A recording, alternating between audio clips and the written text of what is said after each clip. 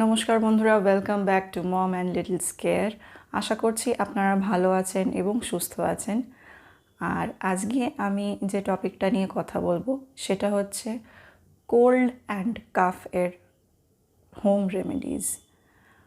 আমরা প্যারেন্টসরা সবসময় চিন্তার মধ্যে থাকি, স্পেশালি যখন সিজন চেঞ্জ হয়, যখন টেম্পারেচার একটু আপ ডাউন হয়, ওয়েদারে একটু একই দিনে ওয়েদারের অনেক ডিফারেন্স হয়, বা যদি কখনো এরকম হয়েছে কি কোনো ঠান্ডা জায়গায় আপনি বেড়াতে গেছেন, সেখান থেকে আপনি এখন যেখানে আছেন সেই জায়গাটা কম্পারেটিভলি হট, তো আপনার ফার্স্ট জিনিস যেটা খেয়াল আসে যে আপনার বাচ্চার যেন কোনো রকমভাবে শরীর না খারাপ হয়। এইটাই অ্যাজ এ প্যারেন্ট আমাদের মধ্যে সবথেকে বেশি চিন্তা হয়।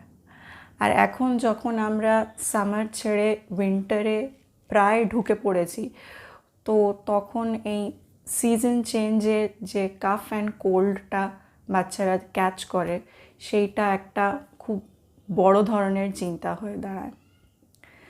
তো আজকে আমি কোল্ড অ্যান্ড কাফের কিছু হোম রেমেডিজ আপনাদের বলবো, কেননা অনেকেই চায় না যে বাচ্চাদের সেরকম হেভি মেডিসিন বা অ্যান্টিবায়োটিক্স দেওয়া হোক, যার ফলে হয়তো কোনো সাইড এফেক্ট হতে পারে।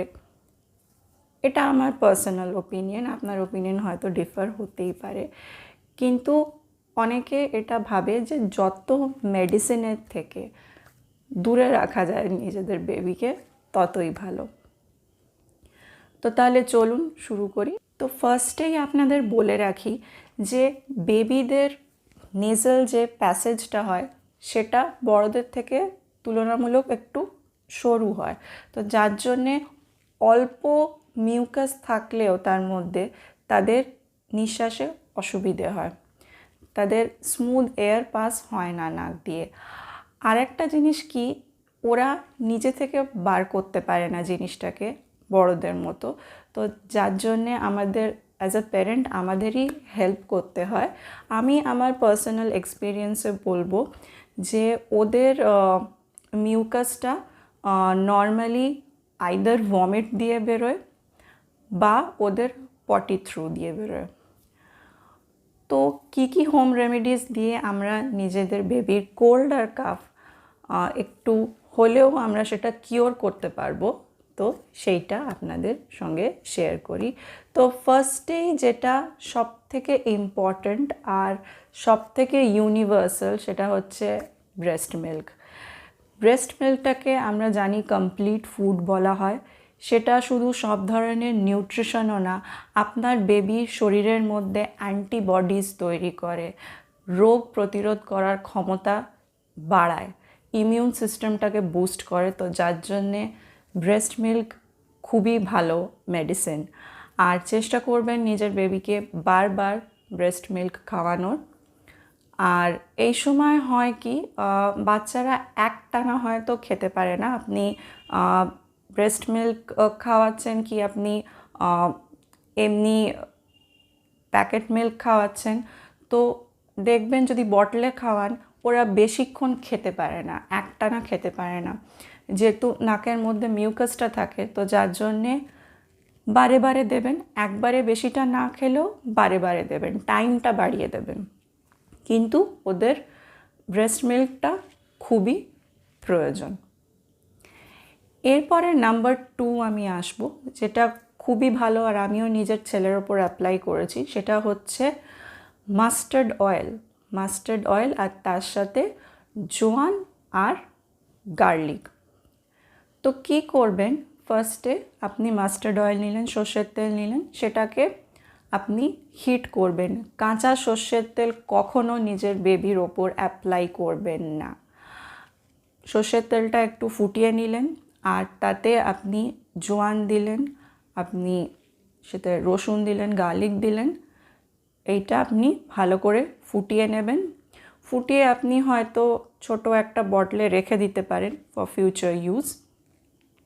এবারে ওইটা যখন ওয়ার্ম হবে, যখন উষ্ণ গরম হবে, তখন আপনি আপনার বেবির চেস্ট এরিয়ায়, পিঠে, হাতের এই পামে, ফিঙ্গার্সে, তারপর পায়েও তাই, পায়ের পাতায় আর টোয়ে, ফিঙ্গার নেলসে ভালো করে ম্যাসাজ করে লাগিয়ে দেবেন।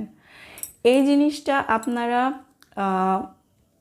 বেশি করতে পারেন রাত্রিরের দিকে, কি আপনার বাচ্চারা যখন ঘুমোচ্ছে তখন এইটা বেশি এফেক্টিভ হয়। আর যদি রাতভরে এটা থাকে, রাতভর আপনি যদি ভালো করে ম্যাসাজ করিয়ে আপনি ধরুন ফুল স্লিভস জামা পরিয়ে দিলেন, তো তাহলে সকালবেলা ওদের শরীর থেকে মিউকাসটা বেরিয়ে যায়, প্রবাবলি পটি থ্রু দিয়ে আমি বলবো, আর যদি সেরকম হয় তাহলে ভমিটিংয়ের থ্রু। মাস্টার্ড অয়েল শরীর ভীষণ গরম করে, তো যার জন্যে কোল্ডের সময় mustard oil with garlic and ajwain is must. আরেকটা জিনিস যেটা আমি বলবো নাম্বার 3, সেটা হচ্ছে যে কী ধরনের খাবার আপনি দিচ্ছেন। তো এই সময় ওয়ার্ম খাবার, গরম খাবার দেবেন। আর লিকুইড ফুড মানে যেরকম ধরুন স্যুপ দিলেন, বিভিন্ন টাইপ অফ স্যুপ পাওয়া হয়, সেই স্যুপগুলো আপনি দিতে পারেন। আপনি চিকেন স্যুপ দিতে পারেন, আপনি টমেটো স্যুপ দিতে পারেন, এগুলো খুবই ভালো ওদের জন্য। স্পেশালি আপনি ওতে যদি গার্লিক আর ব্ল্যাক পেপার দেন তো তাহলে তো খুবই ভালো, খুবই মেডিসিনাল ভ্যালুটা ওর বেড়ে যায়। আর এছাড়া আপনারা চিকেন স্টু দিতে পারেন। Chicken is high in protein, আর সেটা আপনার বেবিকে আরও স্ট্রং করবে যে কোনো ধরনের রোগ প্রতিরোধ করতে। তো এই রকম ধরনের আপনারা খাবার দিতে পারেন। আর যেটা করতে পারেন, এই জিনিসটা যেটা আমি বলবো সেটা 1 ইয়ার অ্যাবাভ বেবিদের জন্যে, কেননা 1 ইয়ার বিলো বেবিদের আমরা হানি দেওয়াটা সাজেস্ট করব না, আমি হানি দেওয়া সাজেস্ট করব না। তো সেক্ষেত্রে আপনারা লেবু জলে অল্প একটু হানি দিয়ে নিজের বেবিকে খাওয়াতে পারেন। কিংবা যাদের কাফ হয় তাদের ক্ষেত্রে আপনি তুলসীর রস নিয়ে নিলেন এবং তার মধ্যে মধু 1 চামচ দিয়ে আপনি খাইয়ে দিলেন, এরকমও আপনারা করতে পারেন। এই তো গেল ফুড নিয়ে। এবারে আমি বলবো যে আপনারা হিউমিডিফায়ার ইউজ করতে পারেন বা স্টিমার ইউজ করতে পারেন। হিউমিডিফায়ার ভালো হয় ছোট বেবিদের জন্যে, আর স্টিমার আপনি একটু বড় বেবিদের জন্য ইউজ করতে পারেন। তো কিভাবে ইউজ করবেন আমি বলে দিই। যেটা আমি বললাম যে ওদের যখন কোল্ড হয় তখন নেজাল কনজেশন হয়, নাক বন্ধ হয়ে যায় ওদের। তো সেই জিনিসটাকে আরাম দেওয়ার জন্য, যাতে নাকটা খোলা থাকে, তাদের এয়ারটা ফ্রিলি ফ্লো করতে পারে, তো তার জন্য আপনি হিউমিডিফায়ার ইউজ করতে পারেন। কিভাবে করবেন? হিউমিডিফায়ার আপনি ইউজ করতে আপনি কাছে রাখবেন, কিন্তু বেবির বেশি কাছে রাখবেন না, একটা সেফ ডিস্টেন্সে রাখবেন। কখন করতে পারেন? যখন বেবি ঘুমোচ্ছে তখন ইউজ করতে পারেন, কিংবা আপনি যখন তাকে ব্রেস্ট ফিড করাচ্ছেন কি ফিডিং করাচ্ছেন তখন তার কাছে কোথাও সেফ ডিস্টেন্সে রেখে দিলেন, যাতে সেখানে যে ফিউমটা বেরোয় সেটাতে ওদের নাকটা খুলে যায়। এইটা আপনি করতে পারেন। আর একটু বড় বেবিদের স্টিমার আপনি ইউজ করতে পারেন। স্টিমার অন রাখলেন আপনি, মার্কেটে বিভিন্ন ব্র্যান্ডের স্টিমার পাওয়া যায়, আপনারা সেটা ইনভেস্ট করুন আর দেখবেন আপনার বেবি অনেক রিলিফ পাবে। নাম্বার 5 হচ্ছে আপনি জোয়ান আর গার্লিকের একটা পাউচ করতে পারেন। কিভাবে করবেন বলছি। আপনি ফার্স্টে 2টো বাড নিয়ে নেবেন গার্লিকের, রসুনের, আর আপনি হাফ টিস্পুন কি হাফ টেবিল স্পুন আপনি জোয়ান নিয়ে নিলেন। এবারে এটা ড্রাই রোস্ট করবেন, মানে বিনা তেলে শুকনো একটু নেড়ে নেবেন। বেশি কড়া করে না, অল্প করে নাড়লেই হবে। এরপরে কি করবেন, এটা একটু ঠান্ডা হতে দেবেন অল্প, যখন ওয়ার্ম থাকবে, উষ্ণ গরম থাকবে তখন, মানে একদম পুরো ঠান্ডা নয়, একটু উষ্ণ গরম থাকবে, তখন আপনি কি করবেন, তখন ওটা একটা মাসলিন ক্লথে বেঁধে একটা ছোট পাউচের মতো বানাবেন। সেইটা আপনি আপনার বেবির কটের কাছে, আপনার বেবি যেখানে শুয়ে আছে তার থেকে একটু কাছে রাখলেন, বেশি দূরেও না আবার খুব কাছেও না। একটা জিনিস মনে রাখবেন, আমি হিউমিডিফায়ার আর স্টিমারের ক্ষেত্রেও বলেছি, এটার ক্ষেত্রেও বলেছি যে বেবি স্কিন খুবই সেন্সিটিভ হয়, তো সুতরাং বেশি গরমটা যদি ওদের স্কিনে লাগে, টাচ করে, তাহলে ওদের স্কিন বার্ন হতে পারে, পুড়ে যেতে পারে। তো তার জন্য একটু সেফ ডিস্টেন্সে ওটা রাখবেন। আর এর থেকে যে ফিউমটা বেরোবে, যে স্মোকটা বেরোয়, সেটাও ওদের নাকের যে অস্বস্তিটা হয় সেইটা একটু হলেও কম করে দেয়। নাম্বার 6-এ আমি বলবো যে আপনি আপনার বেবিকে সাইড ঘুরিয়ে শোয়ান। নর্মালি আপনি যদি সোজাভাবে শোয়ান, আপনার বেবি যদি স্ট্রেট শোয়, তো তাহলে দুটো নোজ ব্লক হওয়ার চান্স খুবই বেশি থাকে।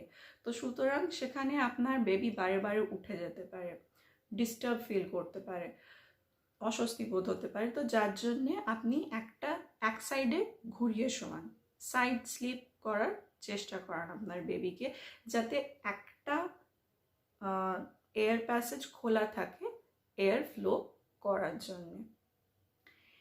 এরপরে হচ্ছে নাম্বার 7-এ আমি বলবো যে আমাদের বড়দের যেরকম ঠান্ডা লাগলে মাথা ধরে যায়, নাকে অস্বস্তি হয়, মোটমাট এই সাইনাস এরিয়াটায় খুবই অসুবিধে হয়, কপালে, চোখে, নাকে খুবই অসুবিধা হয়, সেরকম বাচ্চাদেরও হয়।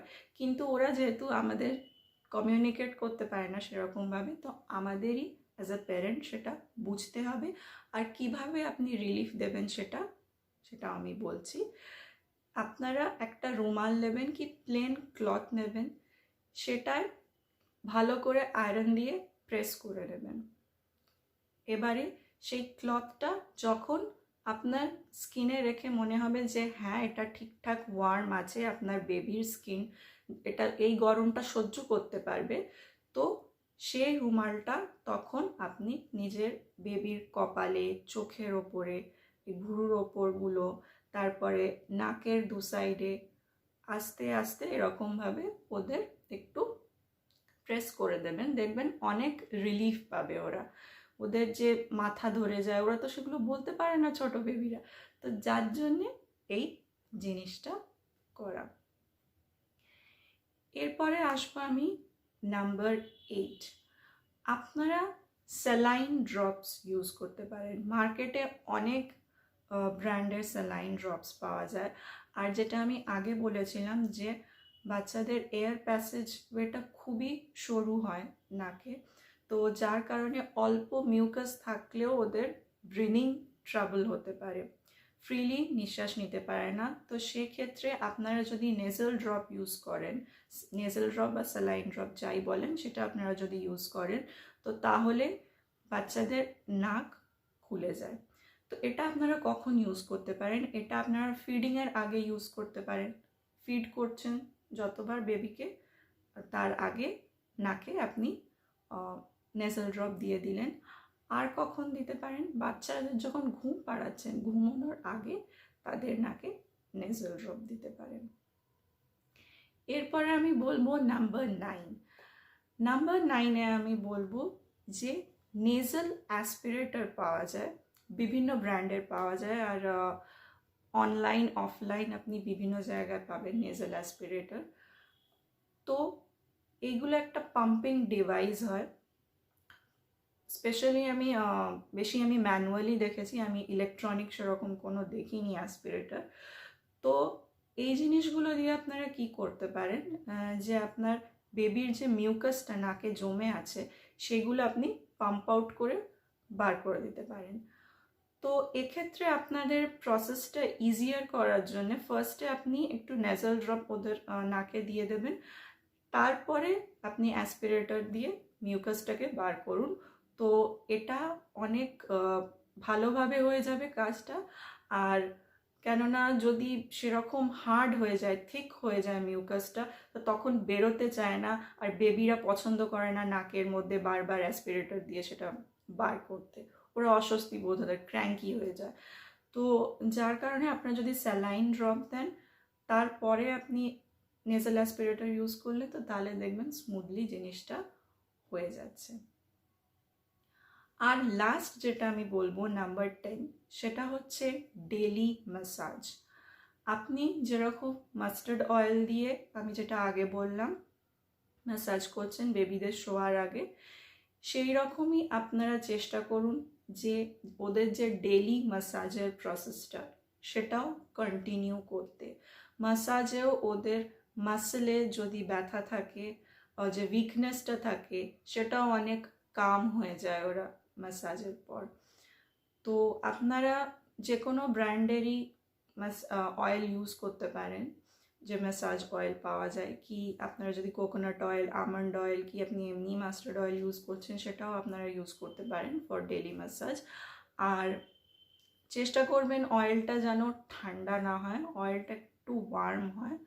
আর যখন আপনি ম্যাসাজ করবেন, স্পেশালি উইন্টার্সে দেখবেন আপনার হাত যেন ঠান্ডা না থাকে। যদি আপনার ঠান্ডা হাত বেবির গায়ে লাগে তাহলে তার থেকে খারাপ আর কিছু হবে না। ওরা first of all uncomfortable feel করবে, আর আপনার হাতের থেকে সেই ঠান্ডাটা পুরো ওদের চেস্ট এরিয়ায় লাগবে। তো সেটার জন্যে আপনারা হাতে একটু তেল নিয়ে এরকম একটু ঘষে নেবেন, তারপরে বাচ্চার গায়ে মালিশ করে দেবেন। আর চেষ্টা করবেন রেগুলার একটু ওয়ার্ম ওয়াটারে বাথ দেওয়ার। টেম্পারেচার রুম আর যেখানে আপনি ম্যাসাজ করছেন আর যেখানে বাথ দিচ্ছেন সেটা টেম্পারেচার কন্ট্রোল করে। আমার চ্যানেলে বেবিকে কি করে ম্যাসাজ দিতে হবে, বাথ দিতে হবে সেটার একটা ভিডিও আছে, আমি নিচে লিঙ্কে ডেসক্রিপশন বক্সে লিঙ্ক দিয়ে দেবো, আপনারা সেখানে দেখতে পারেন। তো এই হচ্ছে কোল্ড অ্যান্ড কাফের হোম রেমেডিজ। কিন্তু আমি যেটা বলবো সেটা হচ্ছে যে আপনারা যদি দেখেন যে কোনোভাবেই কোনো ইমপ্রুভমেন্ট হচ্ছে না, তো ইমিডিয়েটলি নিজের ডক্টরকে কনসাল্ট করুন। কেননা বেবির লাইফ আগে, তারা যাতে কোনো কষ্ট না পায় সেইটা আমাদের সব থেকে আগে চিন্তা করতে হবে। আর হ্যাঁ, কাফ অ্যান্ড কোল্ড বা যে রেগুলার মেডিসিনগুলো হয় সেইগুলো চেষ্টা করবেন, আপনি যদি মেডিসিন নেয় তো সেগুলো চেষ্টা করবেন যে স্টকে রাখতে, চেষ্টা করবেন সেগুলো অ্যাভেলেবেল রাখতে। ফিভারের মেডিসিন এগুলো চেষ্টা করবেন যে নিজের স্টকে রাখতে। আমার কাছে কী কী ধরনের মেডিসিন আপনি নিজের বেবির জন্য রাখবেন সেইটারও ভিডিও আছে, সেইটারও আমি লিঙ্ক ডেসক্রিপশন বক্সে দিয়ে দেবো। তো বন্ধুরা, আজকের ভিডিও যদি আপনাদের একটুও হেল্পফুল লাগে তো kindly subscribe to Mom and Little's Care, because it is about helping all the worried parents out there. তো আজকের মতো এখানেই শেষ করছি, দেখা হবে আপনাদের সাথে নেক্সট ভিডিওতে। নমস্কার।